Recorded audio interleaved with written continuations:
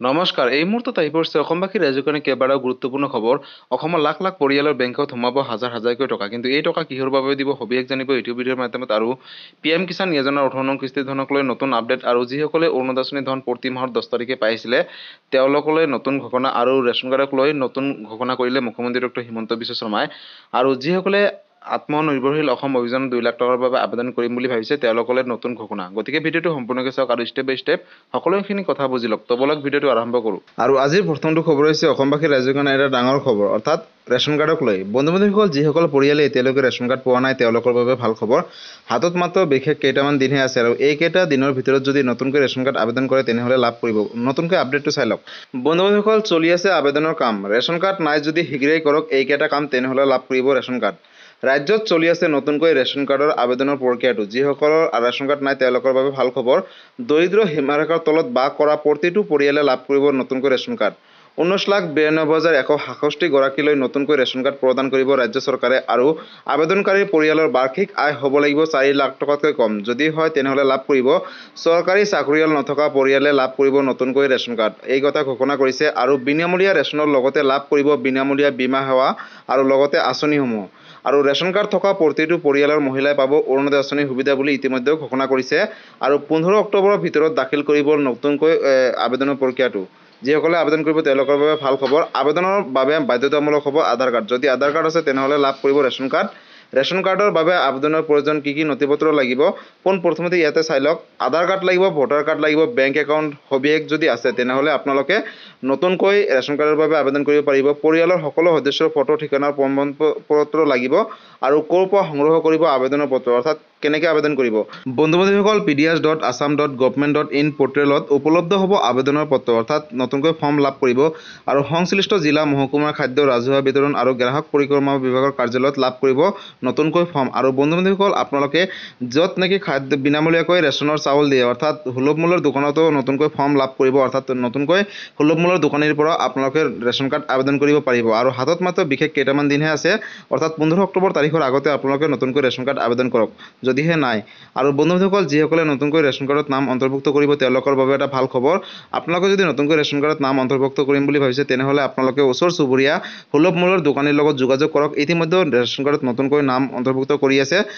যাৰ নাম আপোনালোকে নতুনকৈ তালিকাত উঠাব তেওঁৰ আধাৰ কাৰ্ড লাগিব। আৰু যিজন মহিলাৰ নামত ৰেচন কাৰ্ড আছে তেওঁৰ আধাৰ কাৰ্ড লাগিব আৰু ৰেচন কাৰ্ডৰ কপি লাগিব আৰু লাগিব ফটো। যদি আপোনালোকে এইখিনি দিয়ে তেনেহ'লে নতুনকৈ তালিকাত নাম উঠাব পাৰিব। আৰু উঠাব ক'ত? বন্ধুসকল, আপোনালোকে সুলভ মূল্যৰ দোকানীৰ লগত যোগাযোগ কৰক আৰু সুলভ মূল্যৰ দোকানতে এইখিনি জমা ল'ব। ফৰ্মখন তাৰ পৰাই দিব আৰু তাতে আপোনালোকে আবেদন কৰিব পাৰিব নতুনকৈ তালিকাৰ বাবে। গতিকে আপোনালোকে যদি এতিয়া আবেদন কৰে হয়তো অহা মাহৰ ভিতৰত আপোনালোকৰ নামসমূহ তালিকাত আহি যাব আৰু নেক্সটৰ পৰা আপোনালোকে সেই মানুহজনৰ নামতো চাউল লাভ কৰিব। গতিকে ৰেচন কাৰ্ডক লৈ এইটো এটা ডাঙৰ আপডেট আছিলে। যদি ৰেচন কাৰ্ডক লৈ কিবা সুধিবলগীয়া আছে বা জানিবলগীয়া আছে আপোনালোকে কমেণ্ট কৰিব, মই নিশ্চয় ৰিপ্লাই দিবলৈ চেষ্টা কৰিম। আৰু আজিৰ পৰৱৰ্তী খবৰটো হৈছে কৃষকসকলৰ বাবে, অৰ্থাৎ PM কিষাণ যোজনাৰ 18 নং কিস্তিৰ ধনক লৈ। বন্ধু-বান্ধৱীসকল, যদি আপুনি এজন কৃষক হয় তেনেহ'লে আপোনালোকৰ বাবে এটা ডাঙৰ খবৰ। 18 নং কিস্তিৰ ধন অহা 5 অক্টোবৰ তাৰিখে কৃষকসকলৰ একাউণ্টত পোনপটীয়াকৈ DBTৰ মাধ্যমত প্ৰেৰণ কৰিব প্ৰধানমন্ত্ৰী নৰেন্দ্ৰ মোদী ডাঙৰীয়াই। কিন্তু এই টকা পাবলৈ আপোনালোকে বিশেষ কেইটামান কাম কৰিব লাগিব। পোনপ্ৰথমতে আপডেটটো এবাৰ চাই লওক। কৃষকসকলে দুৰ্গা পূজাৰ উপহাৰ 5 অক্টোবৰত লাভ কৰিব। কৃষকৰ একাউণ্টত সোমাব 2,000কৈ টকা। PM কিষাণ সন্মান নিধি যোজনাৰ 18 নং কিস্তিক লৈ আহিল ভাল খবৰ। কেন্দ্ৰীয় চৰকাৰে ঘোষণা কৰিলে। আৰু 5 অক্টোবৰত কৃষকে লাভ কৰিব PM কিষাণ সন্মান নিধি যোজনাৰ 18তম কিস্তিৰ ধন। আৰু 18 নং কিস্তিৰ ধন 2,000 টকা সোমাব কৃষকসকলৰ একাউণ্টত পোনপটীয়াকৈ DBTৰ মাধ্যমত। ইতিমধ্যে কৃষকৰ একাউণ্টত সোমাইছে 17 নং কিস্তিৰ ধন 2,000 টকাকৈ। আৰু হিতাধিকাৰীসকলৰ একাউণ্টত পোনপটীয়াকৈ সোমাব এই ধন বুলি কেন্দ্ৰীয় চৰকাৰে ঘোষণা কৰিছে। আৰু ধন মোকলাই দিয়াৰ পূৰ্বে আপডেট কৰক আপোনালোকৰ নিজৰ একাউণ্টসমূহ। আৰু এই ধন পাবলৈ আপুনি কৰিব লাগিব বিশেষ কেইটামান কাম। যদি এইকেইটা কাম কৰে তেনেহ'লে লাভ কৰিব 2,000কৈ টকা। অন্যথা আপুনি নাপাব পাৰে কৃষক সন্মান নিধি যোজনাৰ অধীনত 18 নং কিস্তিৰ ধন।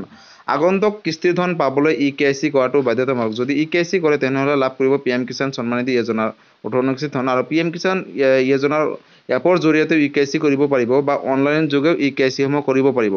যদি অনলাইন যোগে কৰে তেনেহ'লে আপোনালোকে CHC চেণ্টাৰত গৈ অতি শীঘ্ৰেই আপোনালোকে EKYCসমূহ কমপ্লিট কৰক। আৰু EKYCৰ কাম সম্পূৰ্ণ কৰাৰ আহ্বান জনাইছে ইতিমধ্যে কেন্দ্ৰীয় চৰকাৰে। আৰু যেতিয়া আপোনালোকে EKYCসমূহ কমপ্লিট কৰিব তেতিয়াই কিন্তু আপোনালোকে 18 নং কিস্তিৰ ধন লাভ কৰিব, অৰ্থাৎ অহা 5 তাৰিখৰ পিছত।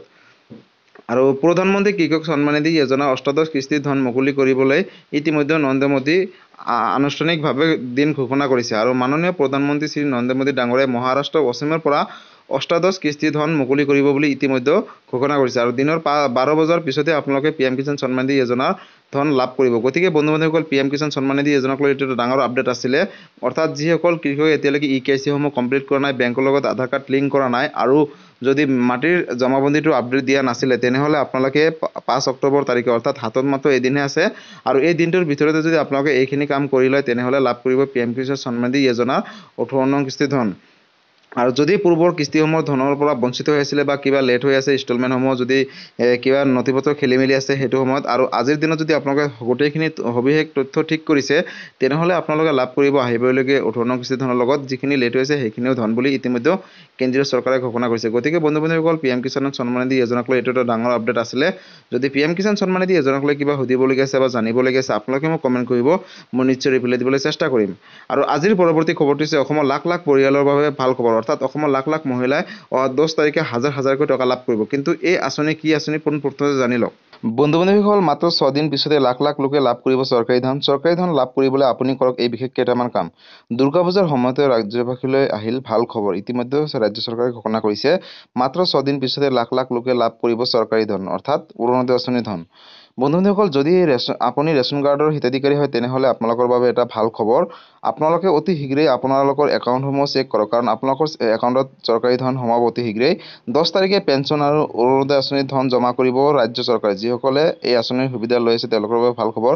যদি আপুনি অৰুণোদয় আঁচনিৰ হিতাধিকাৰী হয় তেনেহ'লে আপোনালোকে ৰাতিপুৱা 10 বজাৰ পিছতে আপোনালোকে চেক কৰিব একাউণ্টসমূহ। বৃদ্ধ পেঞ্চন হিতাধিকাৰীসকলৰ একাউণ্টত জমা হ'ব চৰকাৰী ধন আৰু শীঘ্ৰেই কৰক KYC আপডেট। যদি KYC আপডেট কৰে তেনেহ'লে আপোনালোকে অহা 10 তাৰিখে লাভ কৰিব আপোনালোকৰ যি টকা অৰ্থাৎ 1250 টকাকৈ অৰুণোদয় আঁচনিৰ ধন আৰু পেঞ্চন আঁচনিৰ ধনো 1250 টকাকৈ লাভ কৰিব দিনৰ 10 বজাৰ পিছত।